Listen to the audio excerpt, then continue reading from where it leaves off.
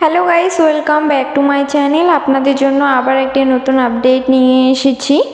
আপনারা যারা যারা বৃদ্ধ ভাতা, বিধবা ভাতা বা প্রতিবন্ধী ভাতায় আবেদন করেছিলেন বা অফলাইনে ফর্ম জমা করেছিলেন কিন্তু এখনও পর্যন্ত স্যাংশন হয়নি, তাহলে আপনারা কি করবেন?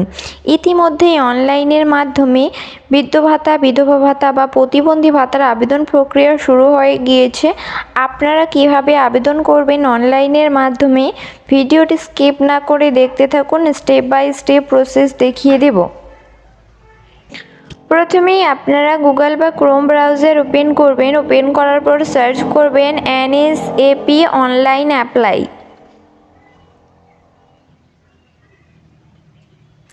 সার্চ করবেন। সার্চ করার পর এরকম একটি পেজ ওপেন হয়ে যাবে। ওপেন হয়ে যাওয়ার পর নিচে আসবেন। নিচে আসার পর দেখবেন উমঙ্গের যে লিঙ্কটি রয়েছে, national social assistant program NSAP, এই যে লিঙ্কটি রয়েছে এই লিঙ্কে ক্লিক করবেন। ক্লিক করার পর এরকম একটি পেজ ওপেন হয়ে যাবে। ওপেন হয়ে যাওয়ার পর নিচে আসবেন।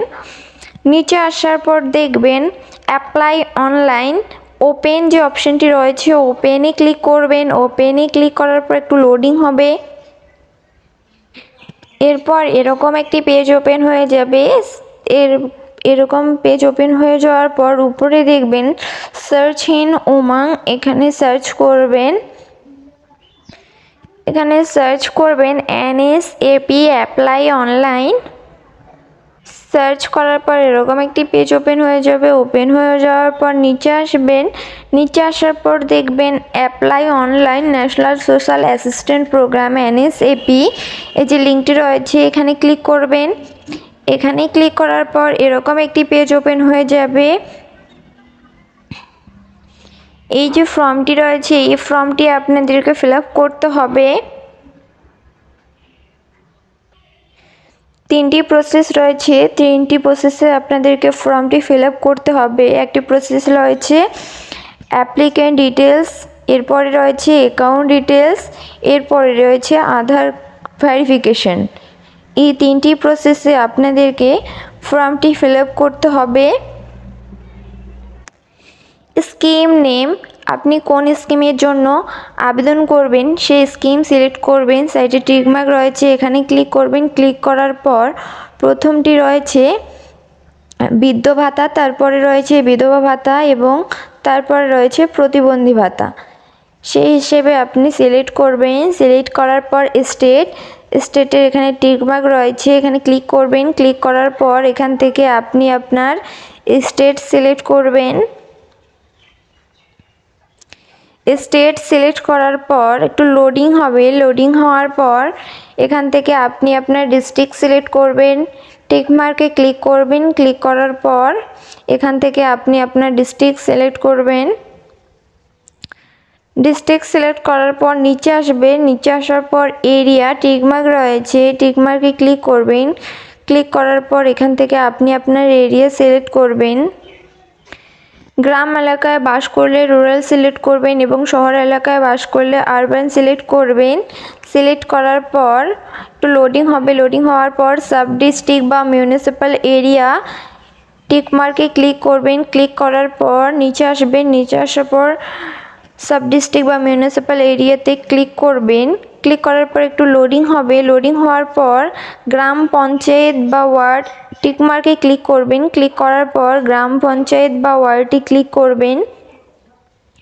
সিলেক্ট করে নেওয়ার পর ভিলেজ টিকমার্কে ক্লিক করবেন। ক্লিক করার পর এখান থেকে আপনি আপনার ভিলেজ সিলেক্ট করে নেবেন।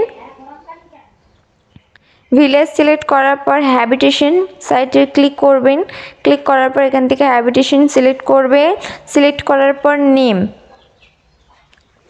এরপরে রয়েছে নেম, এখানে আপনি আপনার নেম টাইপ করবেন। নেম টাইপ করার পর হাজবেন্ড বা ফাদার নেম, এখানে হাজবেন্ড বা ফাদার নেম টাইপ করবেন। টাইপ করার পর জেন্ডার, এখানে টিকমার্ক রয়েছে এখান থেকে আপনি আপনার জেন্ডার সিলেক্ট করবেন, মেল ফিমেল ট্রান্সজেন্ডার। সিলেক্ট করার পর ডেট অফ বার্থ, সাইটে ক্যালেন্ডার রয়েছে সেখান থেকে আপনি আপনার ডেট অফ বার্থ সিলেক্ট করবেন। ডেট অফ বার্থ সিলেক্ট করার পরই আগেতে সিলেক্ট হয়ে যাবে আপনার বয়স কত। এরপরে রয়েছে কাস্ট, টিক মার্কে ক্লিক করবেন। ক্লিক করার পর এখান থেকে আপনি আপনার কাস্ট সিলেক্ট করে নেবেন। কাস্ট সিলেক্ট করার পর অ্যাড্রেস, এখানে আপনি আপনার অ্যাড্রেস টাইপ করবেন। অ্যাড্রেস টাইপ করার পর পিনকোড, এখানে আপনি আপনার পিনকোড এন্টার করবেন। পিনকোড ঠিকঠাকভাবে এন্টার করার পর নেক্সট বলে যে একটি অপশন রয়েছে, নেক্সটে ক্লিক করবেন। নেক্সট অপশানে ক্লিক করার পরপরই আপনার আসবে অ্যাকাউন্ট ডিটেলস, এখান থেকে আপনি আপনার অ্যাকাউন্ট ডিটেলস এন্টার করবেন। প্রথমেই রয়েছে বেনিফিশিয়ারি নাম্বার, এখানে আপনি আপনার ব্যাঙ্ক অ্যাকাউন্ট নাম্বার এন্টার করবেন। এন্টার করার পর আপনি আপনার মোবাইল নাম্বার এন্টার করবেন। পেমেন্ট মোডে টিক মার্কে ক্লিক করবেন। ক্লিক করার পর এখান থেকে আপনি ব্যাঙ্ক অ্যাকাউন্ট সিলেক্ট করবেন। ব্যাঙ্ক অ্যাকাউন্ট সিলেক্ট করার পর নিচে আসবেন। নিচে আসার পর আবার ব্যাঙ্ক অ্যাকাউন্ট ডিটেলস, এখানে আপনাকে আবার একবার ব্যাঙ্ক অ্যাকাউন্ট ডিটেলস ফিল করতে হবে। Do you know bank IFSC branch, সাইটে টিক মার্ক রয়েছে, এখান থেকে আপনি ইয়েস করবেন। ইয়েস করার পর আইএফএসসি ব্রাঞ্চ টাইপ করবেন। টাইপ করার পর স্টেট টাইপ করবেন। টাইপ করার পর ডিস্ট্রিক্ট টাইপ করবেন। টাইপ করার পর ব্যাঙ্ক